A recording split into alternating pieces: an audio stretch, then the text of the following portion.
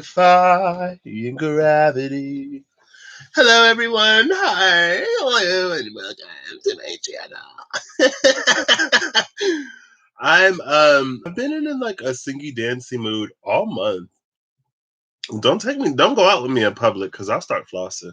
Flossing is like low key one of my favorite things to do. I don't know why, but I can't floss and not feel pure joy.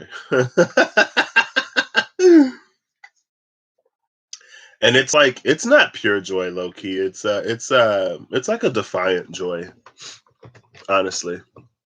Honestly, because I like doing it, but it feels like something that I shouldn't be doing in public, but I like it, so I do it anyway. Things are gonna get weird. There we go. That was bothering me. How's everyone doing today? I'm still recovering. As you can probably hear, I think low key somebody been like, okay, you on the short videos because you can't be sitting here for 2, 3, 4 hours. Excuse me. And I think I'll leave things a little more open ended because energy is fluid. And I think some energies, depending on the purpose, they're almost bound to come in a way that will surprise us. And so if we get too, it's almost like, and take everything as it resonates. Take this with a grain of salt. It feels like for some things, if we get too close to knowing what it is, it has to come in a different way, in some way. It's like, oh, he figured it out, she figured it out, so now we gotta switch it up because it has to be a surprise. I don't know. I am, however, starting to think maybe my quest for community isn't spiritual in nature. Maybe it's more professionally based, but still spiritual in nature. Um, I see in the past 24 hours, 48 hours, I feel like the world change in so many ways outside of the scope. I don't want to say outside of the scope of my belief, but it's like there are things that I hold on to and things that I believe, but when they show themselves or when they are made manifest, it's still like it's not surprising because it's not surprising because like you don't expect it to happen. It's surprising because it actually happened type of surprise. I don't know. But things are definitely shifting and changing. Daft Punk, I still haven't like looked up exactly what's happening, but apparently Daft Punk ain't together no more. And I'm like, oh my gosh. Daft Punk is like probably my favorite band or music people. Um like it's always been Daft Punk. I don't really listen to music, but I listen to Daft Punk. My favorite Daft Punk songs are Something About Us and what's the other one? Something About Us and Digital Love. And I don't think it's Crescendos. It might be High Life. Matario, Angel of Rain. See, even the angels are sad that Daft Punk broke up. I'm sorry. Hey Zelda, how you doing on the day? Also, it's my mother's birthday today, so I feel like I've discovered as I've been spending more time with my grandmother, like going to the store in the morning and things like that, helping her out every now and then. I'm starting to see my grandmother in me and these aspects of my grandmother that I never saw. I'm starting to see the Taurus that's in my grandma, that's in me. And I'm like, oh. And I think sometimes, because I was in someone's live chat the other day and they asked a question. And when I answered it, I think at first I just like answered the question. But then I read it back and I was like, oh, that looks really blunt. Like, I didn't mean it to be as blunt as it was. I'm just like, but that person received it. I was like, oh, thank goodness. Because I didn't mean it to be like, whatever. Let's see what's up. Your grandma's 100th birthday is today, and your daughter's turning 5 March 1st. Oh, snap. Shout out to the Pisces. Shout out to your grandmama. 100 years. That's a whole century.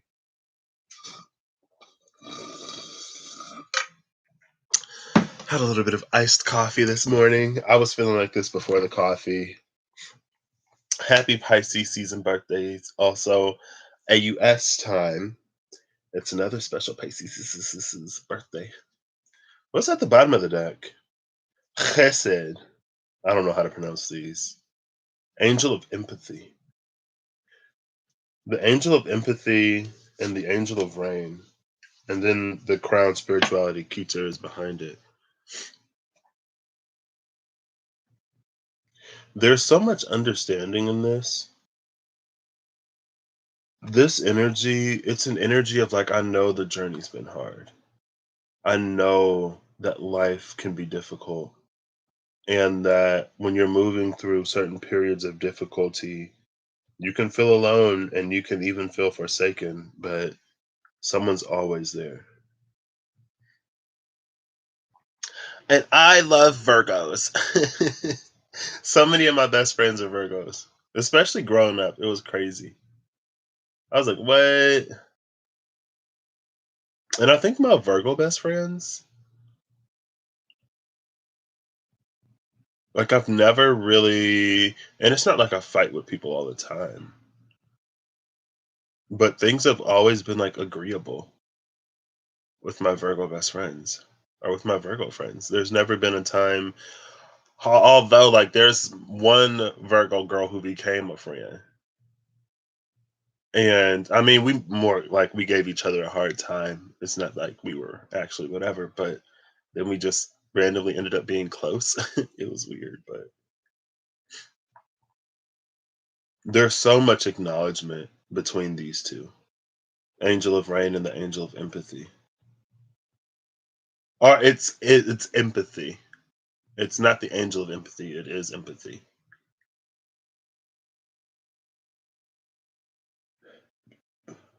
And maybe this is related to the shift in energy I'm feeling. Or not, it's not a shift in energy. It's a shift in reality. Oh, that was quick. Okay. The 3 of Raphael with the 4 of Michael at the bottom of the deck. Yeah.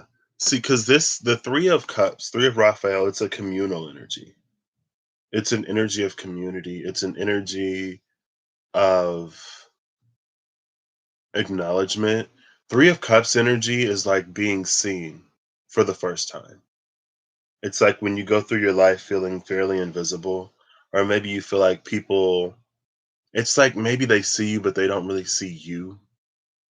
And maybe that's because you're not necessarily out there putting yourself out there for people to see. But oh snap! Shout out to the Pisces. It's a Pisces birthday tomorrow. I remember a long time ago, she was like, when you get married, like, you have to invite me. So now she's getting an invitation to my wedding just because we had that conversation. And I was telling her about opal rings because I saw like a cute one on the internet. But then when I was like with her and I was Googling pictures of opal rings, I couldn't find a cute one. She was like, oh yeah. I was like, girl, there's some cute ones. Trust me. I saw them. But it's an energy of being seen for the first time, not being invisible. And with the 4 of Swords, it's like it's that soothing, it's calming. Like if the air was just suddenly moist and I could breathe, you know, type of energy. Sorry, let me turn this down so I'm not as distracted. I kind of sort of like fluctuate between like card reading and like you seeing me. I feel like this is more conversational. I don't like, let's have a conversation.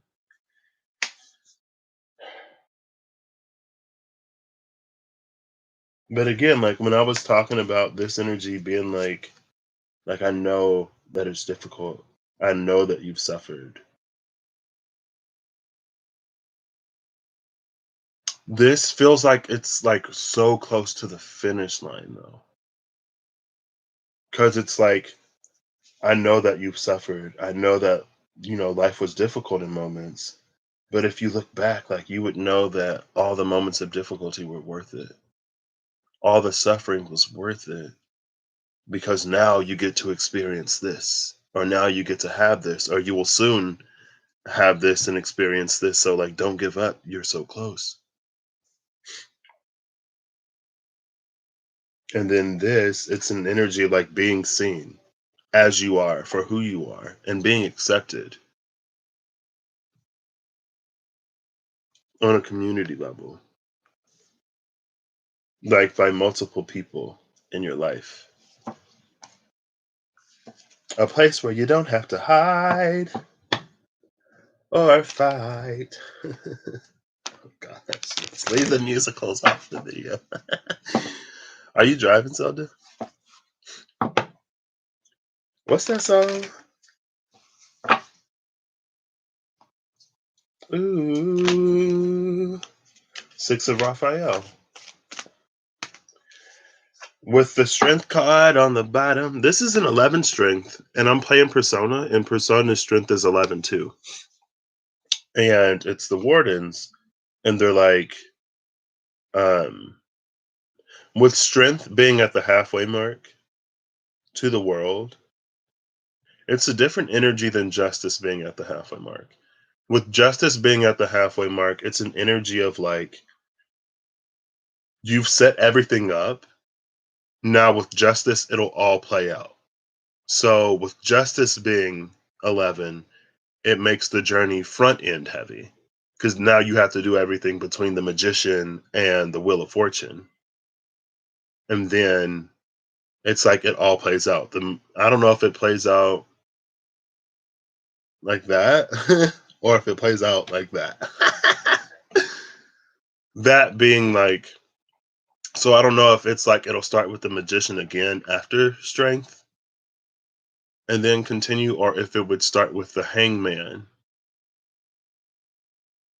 at that space. Because then that would put the magician closer to the world and the not the hangman, the hermit. That's what I meant. It'll put the hermit with the wheel. It'll put what's eight strength. No, it would put strength with the hangman. No, it would put strength with death. I don't know. Basically, I don't know. Okay, Zelda.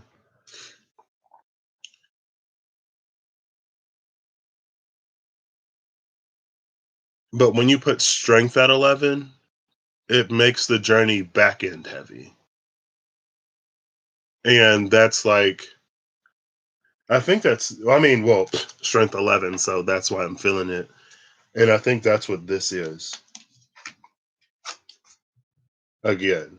Because when it's back end heavy after the Wheel of Fortune, it's like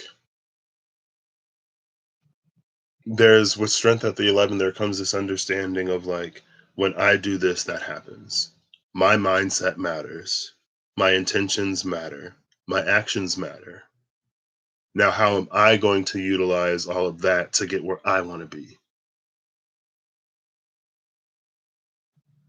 And then it's like you have to journey more towards the world. And this, at that strength moment, it's like up until this point, maybe you didn't feel like you had like a say or you didn't have control. Maybe you felt more a victim of your circumstances and not necessarily a victim, but it's just that like as life was laid out in front of you, you kind of sort of just flowed with it. You didn't really deviate too much from what was already sort of planned. But with strength sitting at the 11, with strength sitting halfway between the magician and the world,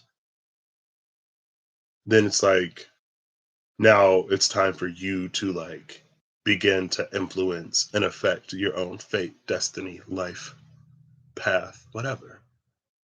Whereas again, with justice sitting at the halfway point, it feels like justice is that opposite reaction. Justice is the effect, right? For every action, there's an equal and opposite reaction. For every cause, there is an effect. It's like justice dishes out whatever you put in. And so after justice, it's just like everything that you lined up before, it's gonna boom, boom, boom, boom, boom, boom, boom, and lead you to the end. But with strength being there, you have to do that. The card that came out is the Six of Raphael. And it feels like, I mean, coming off of that energy of like acknowledgement and off of the energy of being seen, this feels like a life lived in the truest, most genuine expression of yourself. And so it's like a life lived as that inner child. And the inner child just being a space of someone who is free of societal like pressures and expectation, and someone who is open to living life. I feel like after you've lived so much life, it's like, oh, that's not going to work. This isn't going to work. I shouldn't do that. I shouldn't do the other thing. But the Six of Cups is about like doing it as if like you don't know that you'll fail. And I don't think like it isn't necessarily the energy of like, what would you do if you knew that you wouldn't fail? Because you don't necessarily know that you'll succeed either. It's like you have an idea, you have a passion and an excitement to do it and to see it through, and that's it. You don't need to know if it'll succeed or if it'll fail, because it's like there's no expectation. Now, when there is no expectation, I think we default more to the success of it, but it's like it's not necessarily the outcome that's important. It's more the pursuit. And I could say that's a sort of strengthy at the middle energy. It's the pursuit. Okay. This is cute. I feel like I should leave it here. I feel like that's pretty succinct. Yeah, I'm gonna leave it here. Huh, we're gonna keep it shorter today. Look at me. All right, I am still gonna get a final message though, because I use these cards. Am I disappointed that I didn't use these cards more? Maybe, maybe a little bit, but it's fine. Excuse me. I'm just like leaving so many cards out. I want to put these in the rotation. I want to use these again.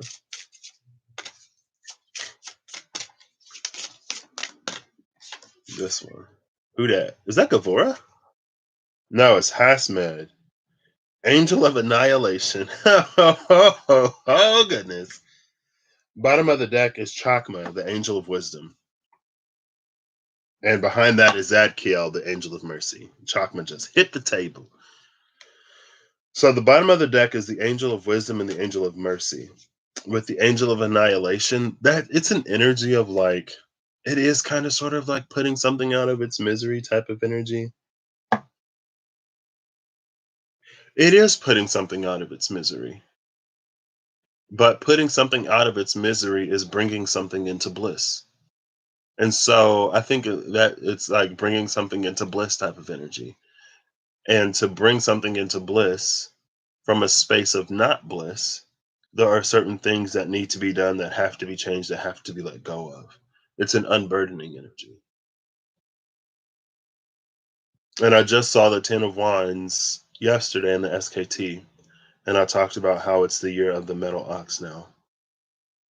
I think the year of the metal ox, I know like oxen are things that are used to like help plow fields and like do stuff like that. But it's feeling more like an energy of, not more like, but it also feels like it's encompassing an energy of, it's like proper delegation, right? It's like let the ox do things that oxes are good for, and not necessarily let the ox do things that the ox is built to do. It's like physically compatible with the task. And so you don't have to stretch yourself as much in that area. And you do the things that you do that are for you to do that are compatible with you. And I think that's that unburdening energy. You release the things that need to be released and you take control of the things that you can take control of. And I feel like I talked about that recently. I mean, I go live like almost every day, so I'm not surprised. But yeah, that's the energy here. Like the oxen was given to you for a reason. The energy is there for a reason. The divine does things that the divine can do. You do things that you can do. And I think in the past, it was more like, or it feels like it was a lot of us being like, oh, I can't do this. I can't do that. I don't have control over this. I don't have control over that. Again, going back to that energy of like not feeling like you're in control of anything, with justice being the 11. But with strength being in the 11, it's time for you to do the things that only you can do. And the more you do it, the better you get, right? That's how you build muscle. So that's that. Of course, I am there's something within me that just wants to like beat that point into the ground, but I'm not going to do that. I trust that you can all do that in yourselves. And maybe it'll come to you in a way that I think when it's more vague, when it's less pinned down, sometimes it could also be easier to recognize because we're not looking in a specific direction. We're looking in a more generalized direction. Welcome back. And so it reduces the blind spot. Eight of Ariel with the three of Gabriel. Eight of Ariel, we saw that energy yesterday. That's the energy of the journeyman, Eight of Pentacles. Ooh, the star with the Eight of Ariel. So the Eight of Pentacles energy came out between the Three of Wands and the Star. Both can be sort of like wishing cards, even though the Nine of Cups is typically, but with the Three of Wands, it's like we're waiting for our ships to come in. Oh, snap! Oh, snap! I can't wait to go live when I'm in my own space. I will miss being home, but I'm ready to go.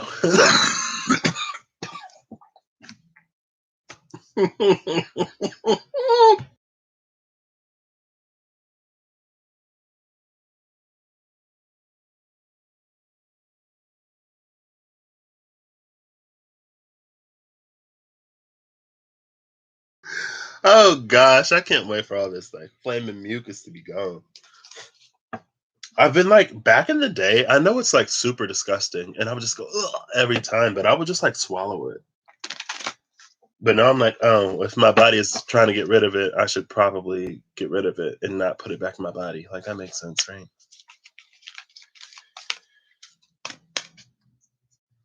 Okay. Found a message from the angels, Archangel Power cards. I was talking about how the Three of Wands is it's a wish energy. Both the Three of Wands and the Star though have an energy of distance with them. The Nine of Cups, I think the Nine of Cups carries more of a wish granted energy. It's an energy of like you're about to interact with whatever it is that you wished for, and it's going to lead to some kind of happiness or fulfillment. That is the Ten of Cups. And I guess after the Three of Wands is the Four of Wands. But the Three of Wands, I mean, so often it's like a card of waiting. And the Star is, it's like the only time we really wish on a star is for things that we don't think we're capable of doing, or it's for things that we don't necessarily see as like possible to have really. That's why you're wishing on something so extremely far away from you as a star, but also so very bright in a space of darkness. Both of them have distance. And then the Eight of Pentacles, in that sense, it would carry, I don't know, because it would have been the Knight of Pentacles if it was a Knight of Pentacles energy. The Eight of Pentacles is about the diligence that it takes to get it. Eight of Pentacles in that sense would be like holding the faith, holding the line until it comes in. Now, in that sense, that's like a lighthouse. Excuse me, that never goes out. But the one thing about like what I would prefer, or one of the benefits to Knight of Pentacles energy over Eight of Pentacles energy in this instance, is that the Knight of Pentacles might be slow, but it makes movement. It would be an energy of closing the distance that both the Three of Wands and the Star kind of sort of have. The Eight of Pentacles can be an energy of like hunkering down and just waiting to be rescued, right? And like the Cheetah Girl said, sometimes we have to be in an energy of rescuing ourselves, because not everyone want to be a Cinderella waiting in a sitting in a dark, cold, dusty cellar for somebody to come and set them free, right? Bottom of the deck is decision. This is the Devil. 15, Archangel Jophiel. Release yourself from that which holds you back. A need to detox. Unnecessary worry based on a lack of self-confidence. Talking about BDE yesterday. You can't have BDE and lack self-confidence. Like, that doesn't work. That's what the E is all about. It's the energy. It's not physiological. It's not what it's like. When it comes to the E, it's like the aura and the air that you give off. It doesn't matter what you actually have. And so it automatically it separates us from the physical. I was watching, my mom attended the Believe It conference webinar yesterday. It was 10 hours long and she sat through the whole thing. And like hearing her, that's one of the reasons or ways I know that the world is changing. Like for her, it's not too far off of where she already was. But to her, for her to be in a space where some of the people are using the like the languages and the lingo that, thank you, Zelda. I'm feeling better and better every day. I'm feeling much better than I was feeling a few days ago. You know, besides the odd clearing my throat or like clearing my nostrils. Thank you. I'll tell her you said that. Um, like seeing her sitting in a space that uses lingo and language that like I'm more familiar with, because that's kind of sort of the vicinity of where I started my journey. Like Tony Robbins was on there.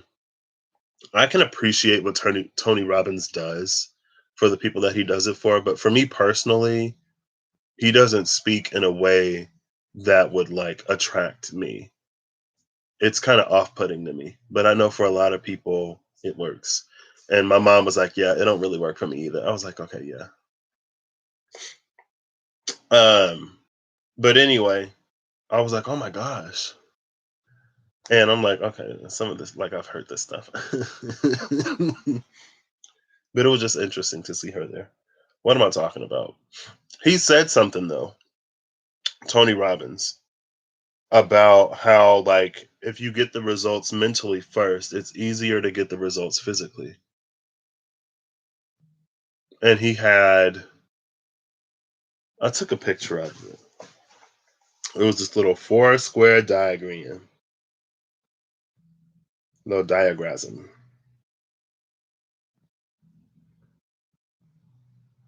Potential action results and certainty slash belief. I'll show y'all. This was the thing that he put up yesterday. It's backwards, but you can see it. Oh, I didn't even take it. Tony was like, literal. Tony was like right here. I didn't even include him in the picture, but you know. Whoo! Time to clear out the phlegm. Um, but he was like, you can start. He's like, where do you start? And it was basically about how like one of the things he said that it's like with potential, if you don't believe that you can do something, you don't put as much effort as you could put it. Going back into the Six of Cups energy I mentioned earlier with that inner child. Um, Like if you don't believe you can do something, you don't put much energy or effort into it. If you have any doubt at all, then sometimes it can lessen the amount of energy and effort that you put into it. And then when you get like not great results, it reinforces this belief, the belief, it reinforces the negative, the doubt, the fear, the whatever. And then it establishes itself. And so you play smaller and smaller and smaller. Like I knew it, like I'm just a disappointment. Everything I try to do, I fail. Nobody, blah, blah, blah, blah, blah, blah, blah, blah. Right. But on the other side, if you have less of that, less of those limiting beliefs, you put more action into it, you get better results typically. Or even if you don't get better results, it's like you keep going until you do. And then it reinforces the positive. So either way, it's an upward spiral or a downward spiral. And he's like, well, if you're on the downward spiral, like, where do you start? Where can you break it to go up? And he was like, he was talking about how you can get a result mentally before you get it physically. And he did an exercise where people would like do that until, sorry, until, they felt comfortable. And he was like, okay, now mentally see yourself doing it and going further and further. And now go all the way around. And now we'll try to do it physically. And after you did that 3 times mentally, physically, since it's like since your brain thinks of it, perceives it, conceives of it in a way that gives you better results or that gives you success, physically the body sort of naturally follows. And so with whatever that was, with decision, it's like basically it's about creating and cultivating a space for success rather than one of continued failure. So check your beliefs. The cards that came out, oh snap! I actually love these two, the King of Gabriel and the Knight of Gabriel. I love these two because a while ago, it was in the Tarot Apocalypsis. It was the Knight of Wands, the King of Pentacles, and the Chariot.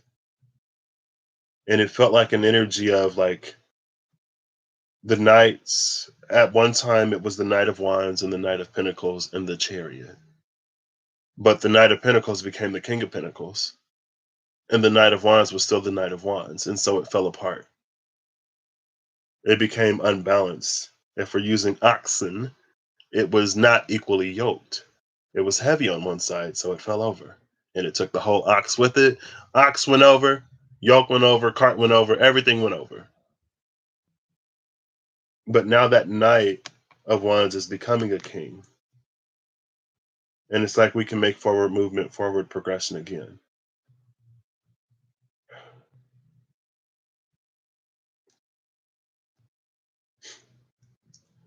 And I think one of the biggest things for the Knight to learn is that it's a lesson of like temporary satisfaction. It's a lesson of immediate satisfaction. It's a lesson of, it's like, do the means justify the extremes or whatever? It's like, I think a lot of times, or sometimes we get into an energy of like, because we can do something, we will. But when it goes to the King of Wands, it's like, should I though? Or it's like, is the price that I have to pay for this worth the having of it? Is there a better way that I can go about getting this that costs me less and not only myself less, but those around me less? The King of Wands is more aware of the condition of others than the Knight of Wands is. The Knight of Wands, I don't want to say the Knight of Wands doesn't care, but it's almost like the Knight of Wands doesn't have the capacity to really take in consideration and into account the feelings, the states, the desires of other people. It's too self centered, it's too self focused. And with it being Sagittarian energy, it's self aggrandizing. Sorry. I ain't sorry I said it. Sagittarius be mad. I'm just playing. South Node is in Sagittarius right now. When the South Node moves into Scorpio, they gonna get it. I'm just playing. Um, but it can be self-aggrandizing. And Sagittarian energy will really sort of set itself up to be the best. And Sagittarian energy will be like, oh, I've done this, I've studied this, I'm more educated, and this is correct. But what Sagittarian, shadow Sagittarian, especially energy will also do is it will negate, refuse, and refute anything that proves otherwise. And it's like, okay, well, if you control what is acceptable and what is not acceptable, then of course you're going to be right. It's like I had a Sagittarian buddy one time, and we were talking about something. He was like, oh, listen, I think we were talking about like religion. And he was like, oh, it's not real, it's made up.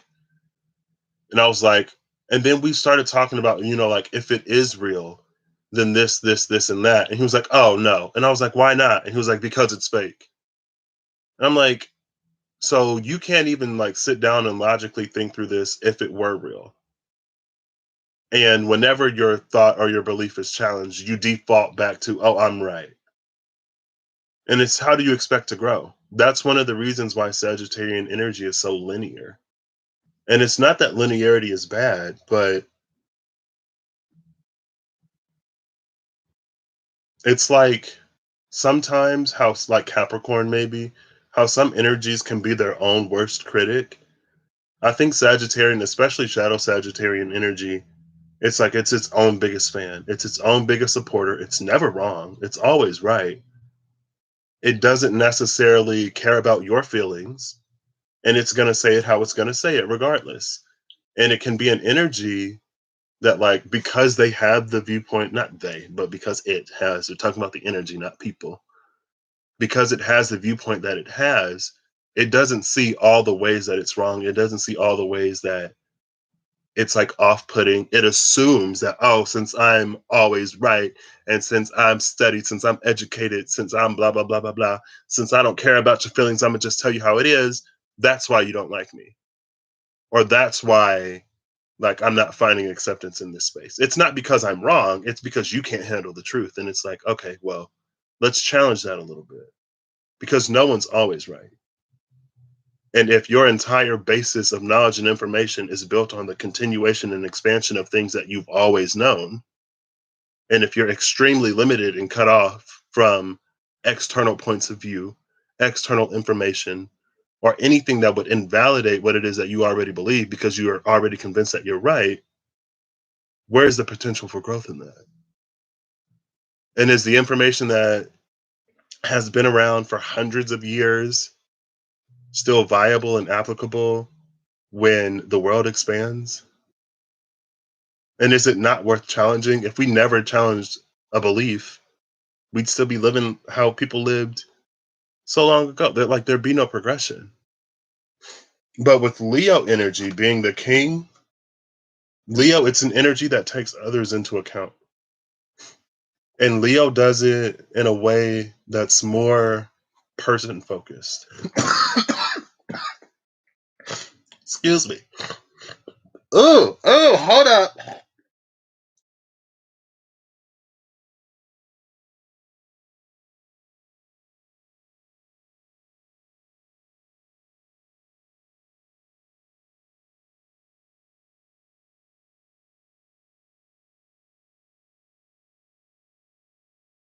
On a quick side note, does anyone else think it's weird that, like, the ears, the nose, and the throat are all connected? Because I was coughing, but wasn't nothing coming out of my throat. And then all of a sudden, it just like drained from my nose back into my throat. I'm like, oh, whoever, never mind. I was going to say, whoever designed the human body, we need to have a talk. But you know what? It is beautifully intricate and complex, and all of its many wondrous workings in ways that doesn't require much thought by me to operate. So I'm thankful to have the body that I have. But if we do it again, I have a few design notes, like the tube that I breathe with, the tube that I eat with, and the tube that I drink with shouldn't all be the same because I struggle. I have difficulty. I choke on air sometimes. Okay. Um. Anyway, Leo energy. It's more people focused. It's like both of them are people focused, but what Sagittarian energy will do, Sagittarian energy will like try to offer people salvation. And it'll try to offer people salvation through the path that it knows. And any deviation from that path is like it's dumb, it's stupid, it's not worthwhile. Sagittarius shadow, especially shadow Sagittarian energy, it kind of sort of really looks down on those who aren't where it is or those who don't accept what it has to say because it is so studied. And it's like, if you were a person of intelligence, you would know that I'm right and you would believe the way that I believe. And it's like, I'm not the type of person to forfeit my own brain. I don't care who you are. I remember I was talking to my Virgo daddy one day, and he was like, if Stephen Hawking, the smartest man on the planet, says that something is true, I'm going to believe it. And I was like, I don't care who he is. I will always have my own mind, and I can think for myself. And I don't think he's right. His knowledge, his awareness, it's based in things that we already know, it's based in things that we've seen. And I don't think it's necessarily fair to apply a local phenomena to a global, cosmic, universal level. Just because that's how we've experienced it means that that's how it's going to go. Because before a certain brand of conquering energy, things were probably different. Things were probably a lot more amicable. Like if things were what they were before things became what they have become, then the welcome would have been different. The acceptance would have never happened in the first place if that's how everything and everyone was. It's not until you encounter difficulty that you're changed. It's not until you encounter like your kindness being taken for granted, and not only being taken for granted, but then like being the source of your downfall and destruction, that you go, oh, like I'm not going to be nice anymore. And you can go your whole life never coming across someone who will use you or take advantage of you. Now, a lot of people would say that's like very unlikely, but it's still possible. Anyway, it's like Leo energy is more people focused, and Sagittarian energy is more self focused. And Sagittarian energy, it'll gather like minded people and surround itself with like minded people and basically build its own bubble. And never, if Sagittarian energy had its way, it would never experience anything off of that straight and narrow line. But that's not how the world works. That's not how growth or progression happens. Leo energy, it's like the sun. It radiates and expands from all directions. Sagittarian energy, it's that arrow. It's singular, very pointed, extremely linear. And that's what Knight of Wands energy has to realize, that it's not all about you. It's not all about what you believe. And not everything is here to serve you. And a lot of times it seems like we come across like an energy of like oneness, or when people talk about oneness and how we're all one, eventually it's like it boils down to how we all serve you or how we're all a part of you. And it's like, oh, those who have mocked me, those who laughed at me, those who called me crazy, they'll rule the day. They'll rule the day. And sometimes it's like you can see, especially when you've healed things within yourself, you can see where people's pain and where their hurt influences their own spirituality, and it influences their beliefs. And it seems like even spiritual people, if they have their way, they may say, or they may not, I don't think they necessarily see it, but it's like they'll choose a path of like retribution where they're right and everyone else was wrong.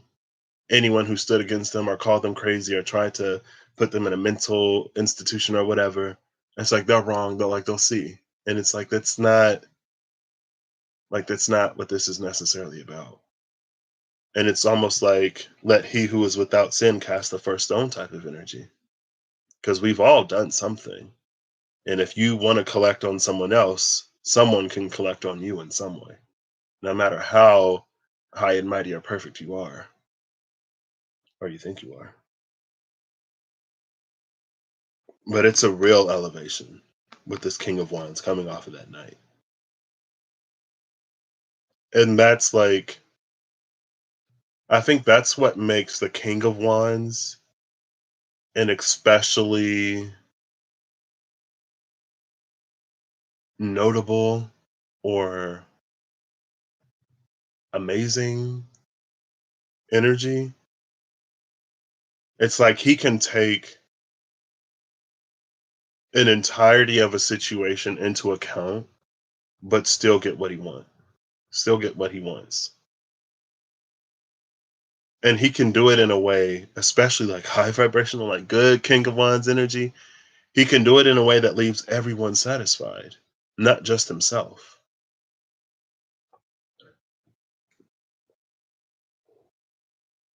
And I think in this sense, like the decision that we have to make is to really let go of our pain, let go of our need to be right, and to let go of our need to sort of, what's the word?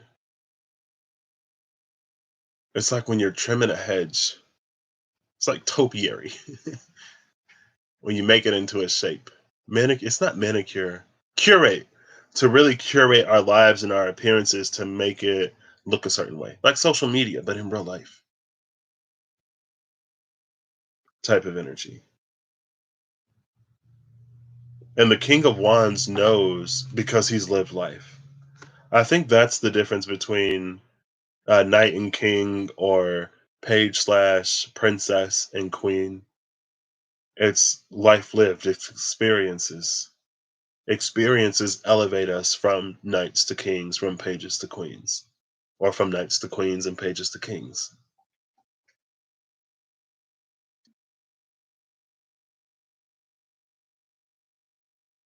And what the knight with the suit of wands, what they probably experience is a moment or a time when them being so self-absorbed and self-obsessed and so focused on what they want and what they need, when they don't take others or the other party into consideration or into account, that it's like a five of swordsy type of energy where it's like either they get what they want but it costs something that they didn't want to pay.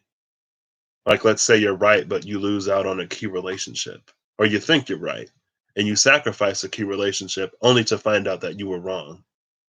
And it's like, oh, well, was it worth it? Not really.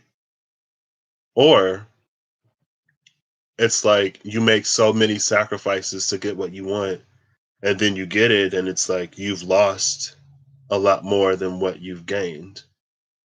And it's an emptiness and an unsatisfaction with like it's like you get what you want, but you're still not pleased type of energy. And I think that energy can be really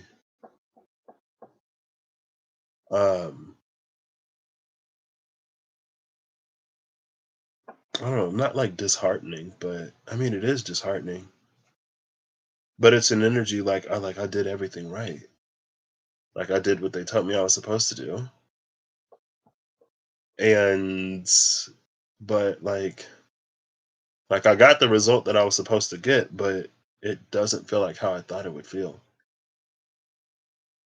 It's like because the in the wands they learned that being completely self-absorbed and self-serving, there's very little fulfillment in that. And depending on what you do, it can lead you to do a lot of things that compromise yourself in ways that maybe you don't even know you're compromising until you feel it. Then it's like, oh, well, how do I come back from this? And then, devil energy may be like, oh, you can't. You can never come back from this. You've done too much.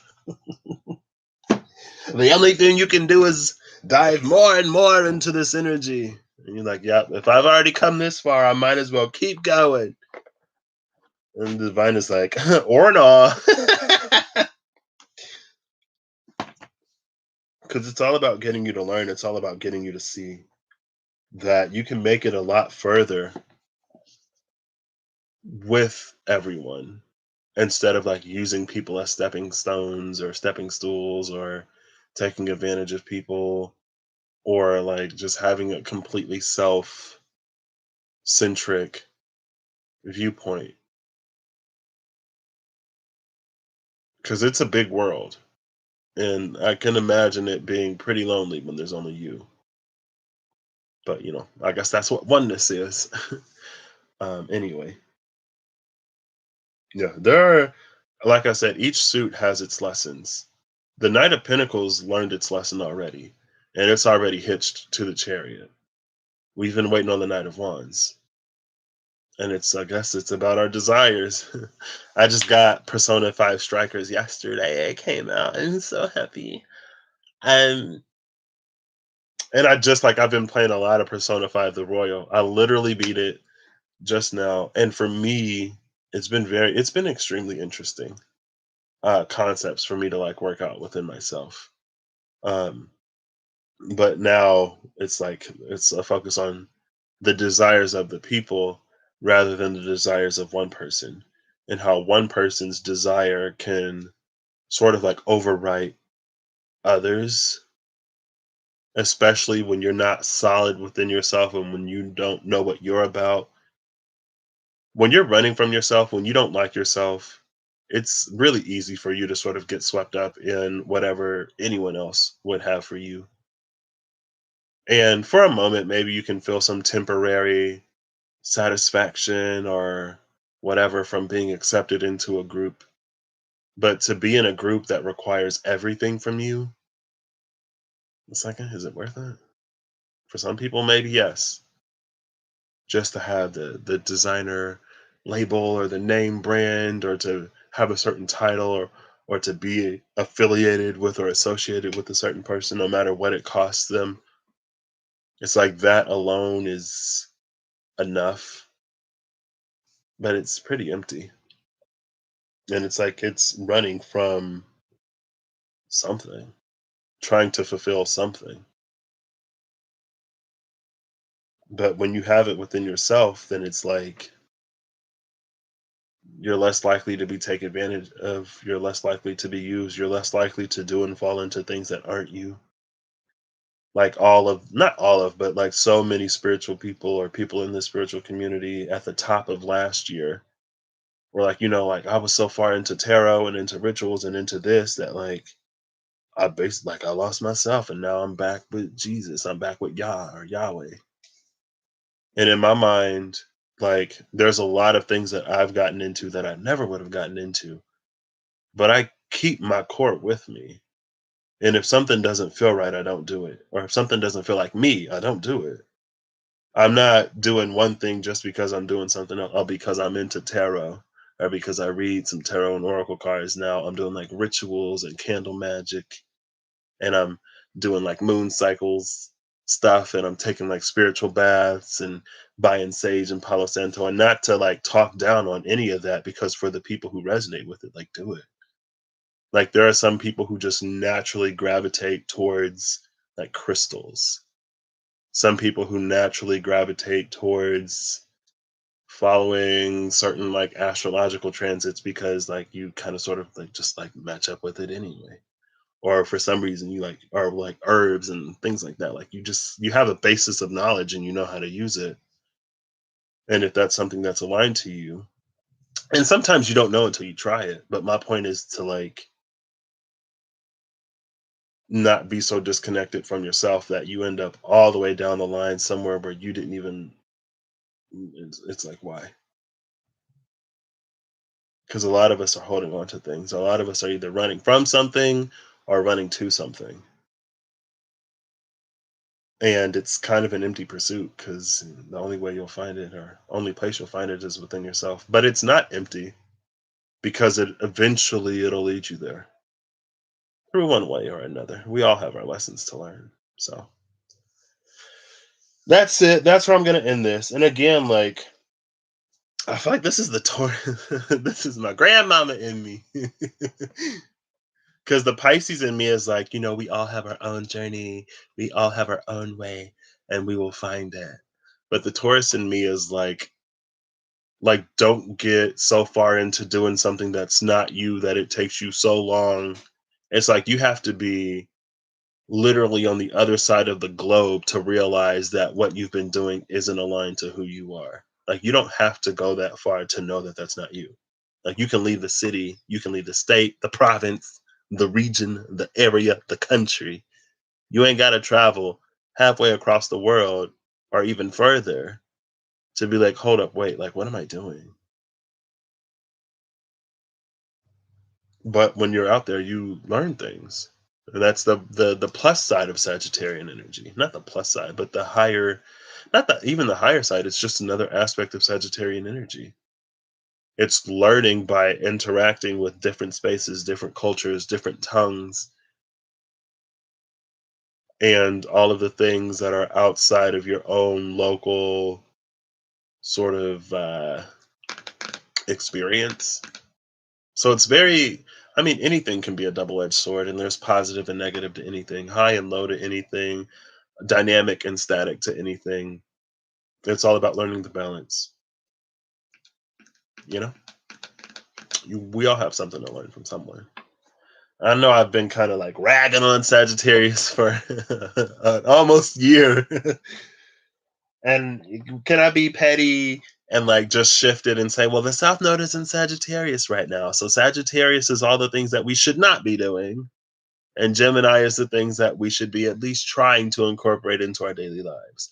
Being bold and curious and adventurous and not being so stuck and fixed in the way that we think, having a more experiential approach to life rather than an educated approach to life. Because, and it's like being in biological engineering, my whole major is about like, we can come up with the sciences, we can come up with the formulas and the hypothesis to try to explain. But when it comes to real life, it's always different. That's why it's so difficult, because life doesn't abide by formulas and predictions and strategies. Life is ever flowing, dynamic, and like that's a consistency of life. Now, when you're talking about like mechanical engineering or like machines, anything man made, not anything, but a lot of things that are man made are a lot easier to predict because we're the architects and designers of those. But when it comes to life, there is no authority that you have over it. Just like my little dog Bloomy Rose. Hey Bloomy, what's up? Just like my little dog Chino. I'd be like, what's wrong with this dog? Not what's wrong with him, but he's just so like, I've never met a dog that doesn't get super excited when you pet it. And that's just not like wagging their tail, like wanting more affection. I've never met a dog that will literally let their food sit in the bowl all day. Like, usually, if something is there, a dog will eat it. I've never met a dog that, like, now, like, honestly, Chino, he makes me question my concept of reality and what a dog is. Because I've never seen, and I don't have a lot of experiences with dogs or with animals in general. Let me be extremely clear. So, you know, it's like, wow, Patrick, like, that's not uncommon at all. But it's like he has an imagination. Like, he'll play with his food in a way that it's like he'll put it somewhere and then he'll go back to his, I don't know, dire wolf days, his great, like, so many lines away ancestry when dogs were, I guess, less domesticated. And he'd be like pawing at it and running around, like barking at it, and then he'll go in and eat it.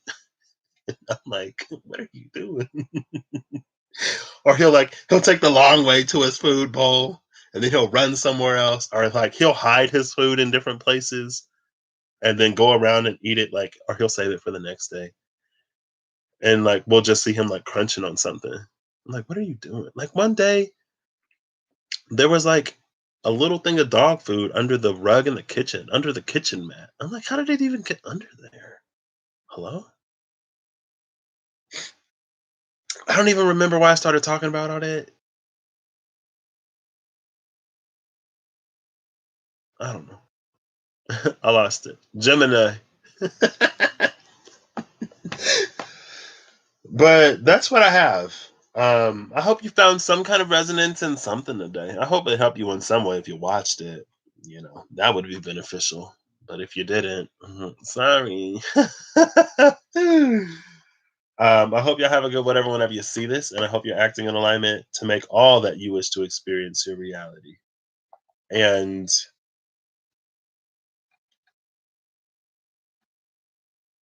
I feel like we're coming into a time. You'll watch. Oh, thank you.